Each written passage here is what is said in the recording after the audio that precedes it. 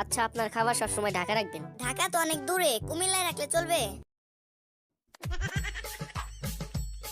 আরে আপনার কি খবর? এখন কেমন আছেন? কোনো সমস্যা হচ্ছে না তো? না, কোনো সমস্যা হচ্ছে না। তবে হয়েছে কি, এখন দম নেওয়ার সময় আর ছাড়ার সময় বুকের ভিতর টিক টিক শব্দ করে। তাই তো বলি, আমার এত দামি ব্র্যান্ডের ঘড়ি কোথায় গেল? আচ্ছা ডাক্তার সাহেব, আপনি কি সত্যি বলতেছেন আমি চশমা নিলে পড়তে পারবো? নিশ্চয়ই, কেন পারবেন না? আমি তো আগে পড়তে পারতাম না, যাক চশমা নিলে তাও পড়তে পারবো। ডাক্তার সাহেব, আমাকে কুকুরে কামড়েছে। আপনি কি জানেন না আমার রোগী দেখার সময় বিকাল 4টা থেকে রাত 8টা পর্যন্ত? আমি তো জানি, কিন্তু ওই হতচ্ছাড়া কুকুরটা তো আর জানে না। ডাক্তার সাহেব, আমার একটা অদ্ভুত রোগ হয়েছে। তার রোগটা কিরকম? আমি অল্পতেই রেগে যাই। ব্যাপারটা একটু খুলে বলুন তো। হারামজাদা, তোর আর কয়বার খুলে কইতে হইব?